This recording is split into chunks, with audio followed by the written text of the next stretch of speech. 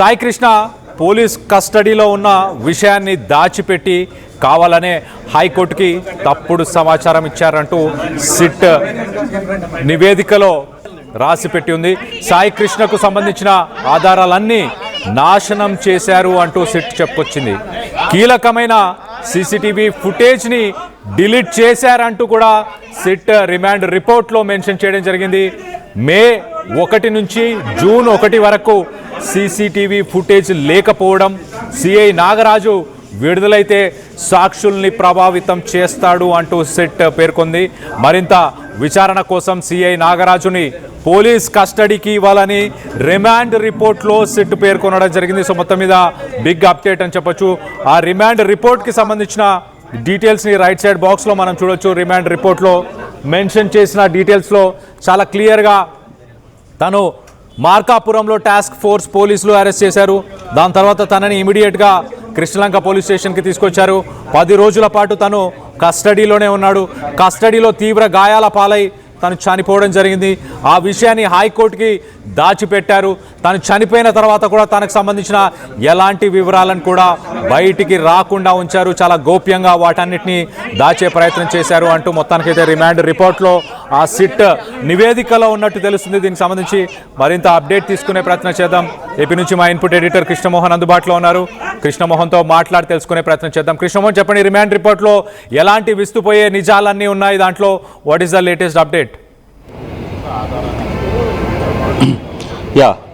సుధా వెంకట వీర వెంకట నాగరాజు, ఇతని పూర్తి పేరు సిఐ నాగరాజు, అసలు పేరు సుధా సురేష్ వీర వెంకట నాగరాజు, తండ్రి కృష్ణారావు, వయసు 53 సంవత్సరాలు, కృష్ణలంక పోలీస్ పిఎస్లో ఇన్స్పెక్టర్గా పనిచేస్తున్నారు. ఇక ఇప్పటికే ఈ కేసుకు సంబంధించి కోర్టు ముందు హాజరుపరిచారు, రిమాండ్ రిపోర్టు ఇచ్చారు. ఈ రిమాండ్లో పరిశీలించిన తర్వాత 14 రోజుల రిమాండ్కి కోర్టు అనుమతించింది. ఇది నెల్లూరు జైలుకి మరి కాసేపట్లో సురేష్ వీర వెంకట నాగరాజుని నెల్లూరుకి తీసుకువెళ్ళే ప్రయత్నం అయితే చేశారు. ఇక కేసుకు సంబంధించి వివరాల్లోకి కానీ కొంచెం లోతుగా వెళ్ళే పని అయితే ప్రతి పేజీలో కూడా చాలా క్లియర్గా వీళ్ళకి ఇచ్చిన సెక్షన్స్లో, తర్వాత పేజ్ నెంబర్ 3 నుంచి అంటే ఫస్ట్ 2లో కేసుకు సంబంధించిన డీటెయిల్స్, వాళ్ళకున్న ఆధారాలు ఇవన్నీ కూడా పెట్టిన పరిస్థితి. కేసులో దాదాపుగా BNF సెక్షన్స్ 127(4), 127(6), 103(1), 238 కింద ఈ కేసులు నమోదు చేశామని చెప్పి చేసిన పరిస్థితి. ఈ కేసులో విజయవాడ నగర పోలీస్ కమిషనర్ ఆదేశాల మేరకు మహిళా పోలీస్ స్టేషన్ అసిస్టెంట్ కమిషనర్ ఈ కేసుని దర్యాప్తు చేస్తున్నారు. ఇక దీంట్లో 16 మంది సాక్షుల్ని విచారించారు. వీళ్ళందరినీ కూడా మధ్యవర్తుల సాయంతో బృందం సీసీ ఫుటేజ్ని తరలించే ప్రయత్నం అయితే చేస్తుంది. నాగరాజుని ఇక్కడికి తరలించే ప్రయత్నం అయితే చేస్తున్నారు. నాగరాజుని ఇక్కడి నుంచి కాకినాడ, నెల్లూరు పోలీస్ స్టేషన్, నెల్లూరు కర్మాగారానికి ఇక్కడి నుంచి చేసే పరిస్థితి అయితే జరుగుతోంది. ఎక్కడికి తరలిస్తున్నారు, రాజమండ్రికా లేకపోతే ఎక్కడ అనేది చూడాల్సిన పరిస్థితి. నెల్లూరా రాజమండ్రి అనేది ఇంకా పూర్తి వివరాలు. రాజమండ్రికి తరలిస్తున్నారు. ఈ రాజమండ్రి కేసుని ఇక్కడికి పూర్తిగా తరలించే ప్రయత్నం అయితే చేస్తున్న పరిస్థితిని మనం చూస్తున్నాం. ఈ కేసుకి సంబంధించిన వివరంలో, కేసుకి సంబంధించిన ఆహారంలో కావచ్చు, వీటన్నిటిలో కూడా కేసుకి ఏ విధంగా రిమాండ్ ఇచ్చింది 14 రోజుల పాటు. ఈ 14 రోజుల్లో కంప్లీట్గా కూడా దాదాపుగా 16 కూడా దీంట్లో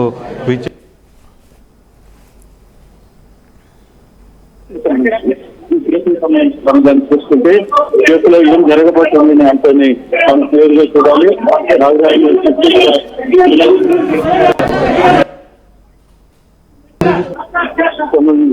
కోర్టు కూడా రాజమండ్రి జైలుకి తీసుకువస్తున్నారు అనేది జరపడుతున్న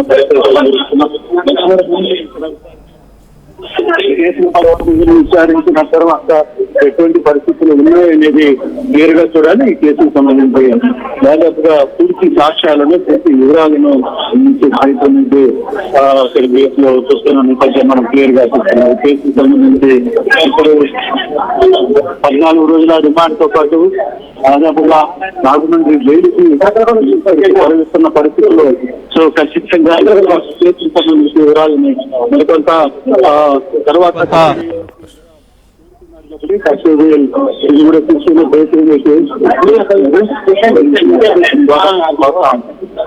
తర్వాత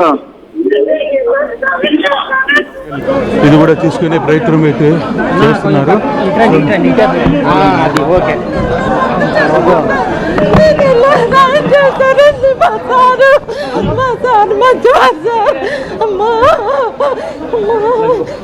మీ పేరేంటి? మీ పేరేంటి? నా పేరు వెంకటరమణ. నేను స్టేషన్కి వెళ్ళాను, నాకు న్యాయం చేశారు సార్.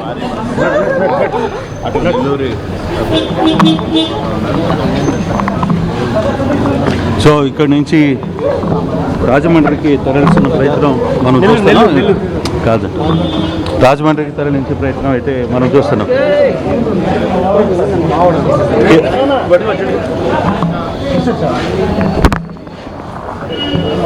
లైవ్లో సో ఇది ఇక్కడున్న పరిస్థితి. ఈ కేసుకి సంబంధించి సుధా వెంకట వీర వెంకట నాగరాజుకి సంబంధించిన కేసులో చాలామందిని విచారించారు. దీంట్లో ప్రధానంగా ఈ కేసుకు సంబంధించి అక్రమ నిర్బంధం, చట్టవిరుద్ధ నిర్బంధం, హత్య, సాక్ష్యాలను ఉద్దేశపూర్వకంగా మాయం చేయడం మరియు తప్పుడు సమాచారాన్ని అందించడం వంటి తీవ్రమైన ఆరోపణలు ఈ కేసులో ఉన్నాయి. ఈ సంఘటన 6/5/2025 ఉదయం 7 గంటల నుంచి 19/6/2026 వరకు కృష్ణలంక పోలీస్ స్టేషన్లో జరిగింది. అంటే దాదాపుగా 13 రోజుల పాటు, అంటే అందరూ 9వ తారీఖు అనుకున్నారు కానీ యాక్చువల్గా ఇతన్ని 6వ తారీఖునే లిఫ్ట్ చేసిన పరిస్థితి అయితే చాలా స్పష్టంగా కనపడుతుంది. 19వ తేదీ వరకు మీద 20 సాయి కృష్ణ మరణం మీద తల్లి ఇచ్చిన ఫిర్యాదు మేరకు కొన్ని సంబంధించి దీంట్లో పెండింగ్లో ఉన్న ఎన్బిడబ్ల్యూ కారణంగా 2026 మే మొదటి వారంలో మార్కాపురం నుంచి కృష్ణలంక పోలీసులు తీసుకుని వచ్చారు ఈ పోలీస్ స్టేషన్కి. తర్వాత తన కుమారుడు పోలీస్ కస్టడీలో ఉన్నాడా లేడా అనే విషయం మీద తెలుసుకోవడానికి కృష్ణలంక పోలీస్ స్టేషన్కి సంప్రదించగా సరైన సమాచారం ఇవ్వలేదు అనేది తల్లి చాలా క్లియర్గా చెప్తున్న పరిస్థితి. తర్వాత తన సోదరి అడ్వకేట్ కనకదుర్గ ద్వారా ఆమె హెబియస్ కార్పస్ పిటిషన్ దాఖలు చేసిన పరిస్థితి అయితే మనం చూస్తున్నాం. ఇంకా విజయవాడ పోలీస్ స్టేషన్కి సంబంధించిన దీంట్లో ఇప్పటికే ప్రభుత్వం చాలామందిని ఇన్వెస్టిగేషన్ చేసిన పరిస్థితి అయితే చాలా స్పష్టంగా కనపడుతుంది.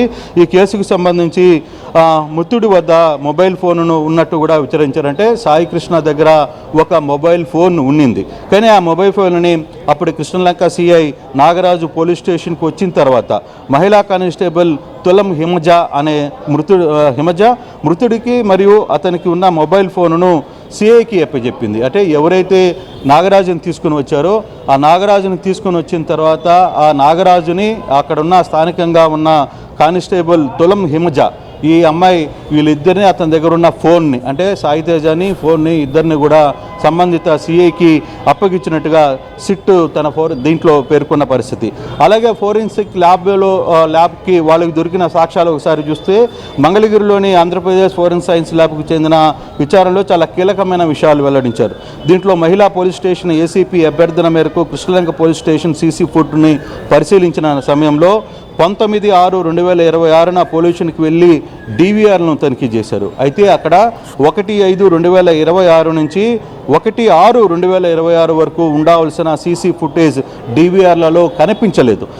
అనంతరం డీవీఆర్లు ఫోరెన్సిక్ పరీక్షల కోసం స్వాధీనం చేశారు. అంటే దాదాపుగా ఒక నెల పాటు 1/5/2026 నుంచి 1/6/2026 వరకు ఉండాల్సిన సీసీ ఫుటేజు లభించలేదు అనేది సిట్టు ధృవీకరించింది.